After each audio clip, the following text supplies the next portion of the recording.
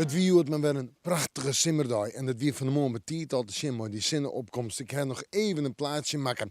En dan weet je, dit wordt weer een mooie dag. Een dag met simmer, warmte, een dag met de zinnen, een dag met licht koeltje. Geweldig toch? En ze moet voor mij nog wel even duwen. Hoewel die simmer in het weekend en na het weekend onder druk komt te staan. Maar ik dacht maar nog. Joen en vannacht. Joen hebben we nog altijd in de zinnen erbij, maar een temperatuur tussen de 18 en de 20 graden.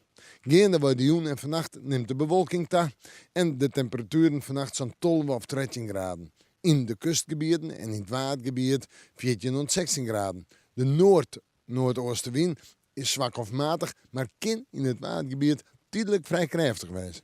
Dan terug naar morgen, dat wordt weer een simmerdag op een dag met redelijk wat zinnen, maar we beginnen in de maand nog maar de bewolking. In de midden de meeste zinnen en dat is weer temperaturen tussen de 21 en 24 graden.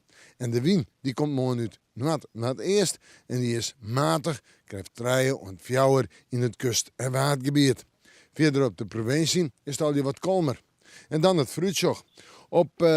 Allereerst maar even naar de tongensje en de vrijt. 2 dagen mooi zijn 21 of 22 graden. Zinnen, bewolking en droogwaar. Sneeuwen zit nou lekker door dat ik droogwaar. Maar zo'n 20, misschien nog 21 graden. De wind gaat wat meer om naar het westen. Wordt ik even wat steviger. Ja, en dan krijg je toch wat oorwaar. En het zou best wel eens kunnen dat we sneeuwt joen en sneeuwt nacht en op buien en buikjes krijgen. Krijgt dat sneeuwen. Maar ik zei al, dat moet nog. En dus moeten we morgen maar weer even in het waarsje.